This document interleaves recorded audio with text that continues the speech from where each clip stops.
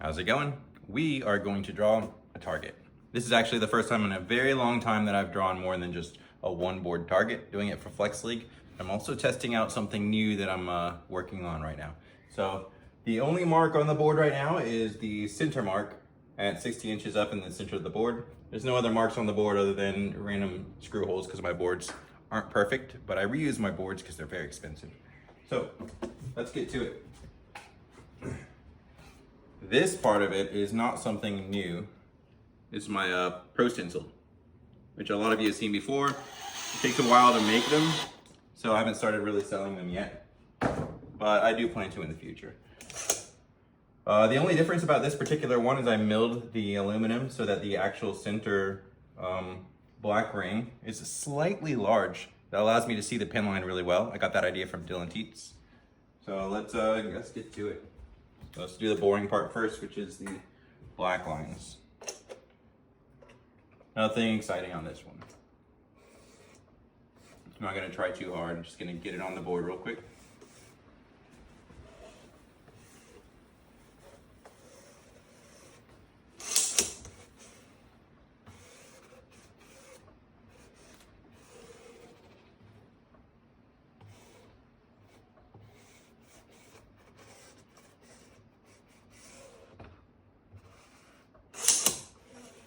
I'm gonna go all the way in. At this point, it seems like a waste of board space to draw the whole target, but you know, I want to be pretty compliant, especially for like Flex League and stuff like that. Also, then I'll get used to throwing on a more full target.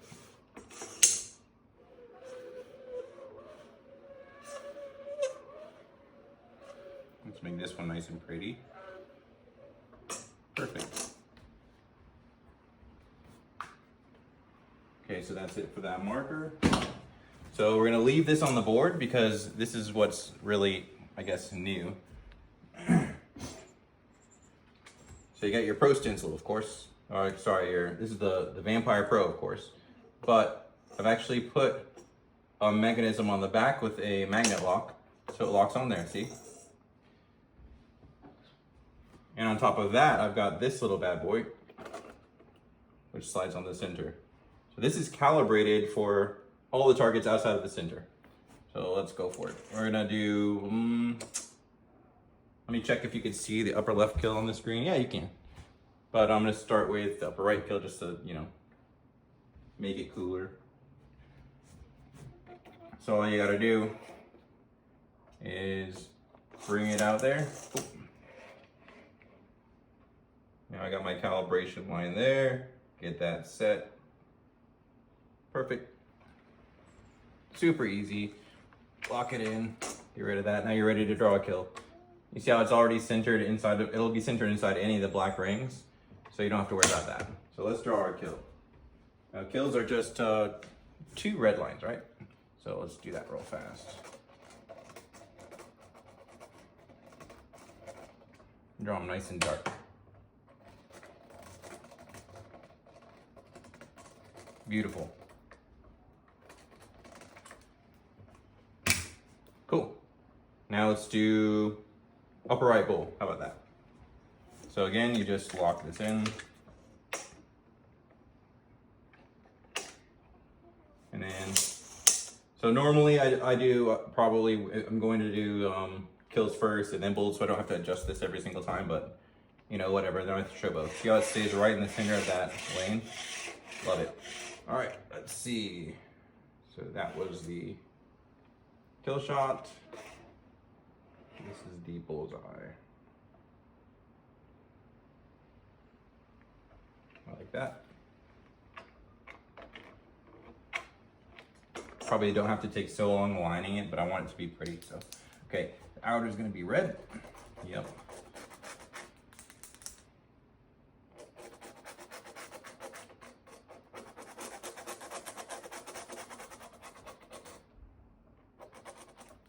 And inside, of course, black.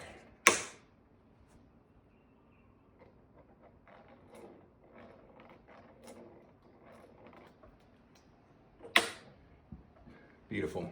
Now I'll keep it set up for bullseye, and then just go to the next one. Waste less time moving things around.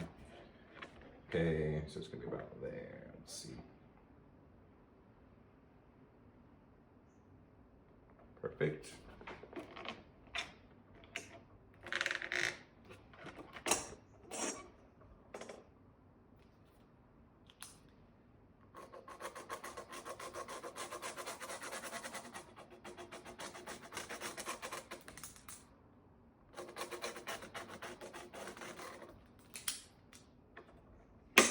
Drawing targets, kind of tedious, huh? A little bit boring, huh?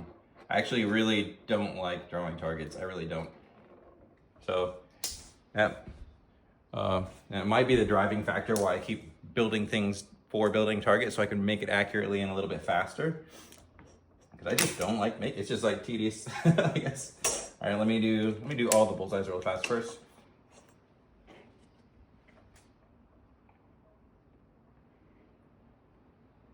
Yeah, I don't know if you could see my calibration lines on video. This is just a prototype unit in the middle here. But when I make the actual one, I can 3D print this, but the lines are so precise that I can't do it with an FDM printer. So I'm gonna be doing it with a resin printer, which is way, way, way more accurate. And then I can get those solid, super fine lines in there so you can just really quickly find exactly where you need to be. I can find it pretty well right now, but I actually marked those manually, and it took a little while, and I can't mass produce them, marking them manually, obviously. So if one day I do want to sell it, I have to keep that in mind. So resin printer it is. I've got right now a Flash Forge 13-inch resin printer, but that's not working right now. So I've got another smaller one on the way, not as fancy.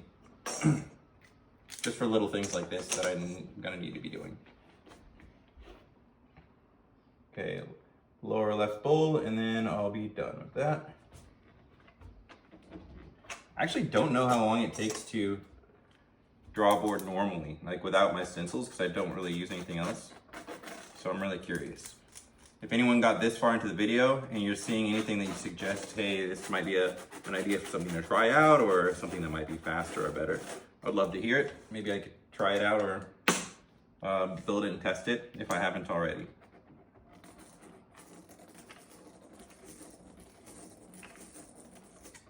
Beautiful, I like it. All right, onto the kill shots, and then I'll do the center. Do the one farthest from the camera, I guess, really fast first. I could already tell, like, I'm trusting my lines a little bit more. I've already tried placing and replacing the stencil based on, well, I did it earlier, but based on the mark, and the repeatability of where it lands is very, very, very, very high. So I'm trusting this more and more. So I'm using this instead of, so the initial idea was to use a circular bubble level, which kind of exists, but not in the way I wanted it to. So I was gonna actually build a new bubble level, just resin print one, like a 360-degree one. Then I discovered through trying it this way that a bubble level will never be accurate enough to place your targets at the exact right height that you want. So we're gonna stick with this method because it's so much more precise. This is more precise than the digital, for sure. I have a digital inclinometer, and that sucker, although it goes to like the 100th of a degree, it doesn't always go to the same degree every time you measure something, which is crazy. Like how are you gonna calibrate it every single time you measure anything? That would be insane. I'm having pin issues here. That's right, I got lots of pins, so I'll just keep switching them. That looks okay. Yeah, it looks okay. All right, on to the next. I'll do this one and then the closest over there. Oopsie. Upside down. Yeah, see how the center just really stays nice and stable? And I've got a needle actually mounted on there. That's how exact I need the final product to be. Like the tip of a needle aligning to the tip of another needle is ideal. You would think, oh, that's hard to see, but actually it's really easy to see, really easy to judge. There's no like leeway left or right or estimating if you're in the center of a line. No, it's just needle to needle, and it's like you just saw, it's like actually really fast. So I've got really, really fine lines on there. So through testing on that, I know that I'm gonna do it exactly that way for the final product. Get that nice and dark. I guess I can always darken it later. I'm not gonna take too much time on that. Pins weren't made to draw on wood, I understand. Okay. Last one. Let's get that lined up.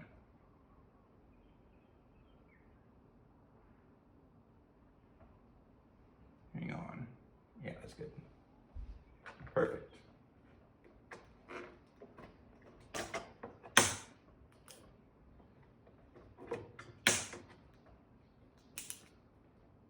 So for anyone out there that hasn't used a Vampire before, whether the Pro or not, oh man, it just saves you so much time and you don't have to think about it.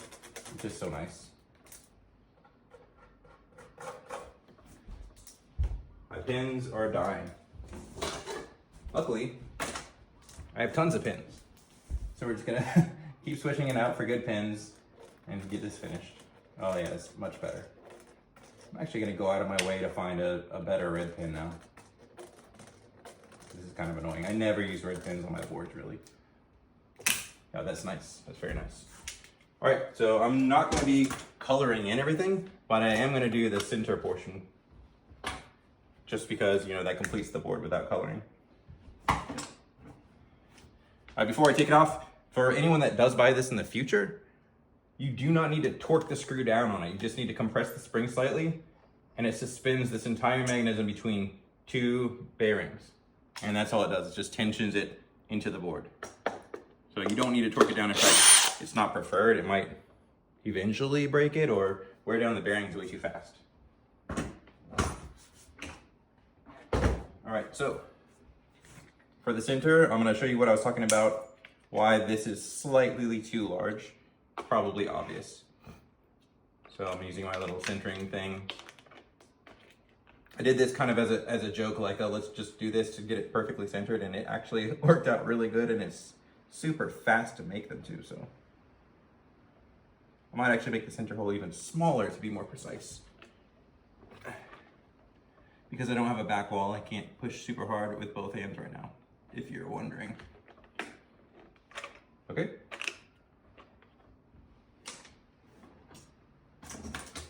Now for this, the outer is going to be red, right? Yeah, outer red, inner black, that's right. Brand new pin.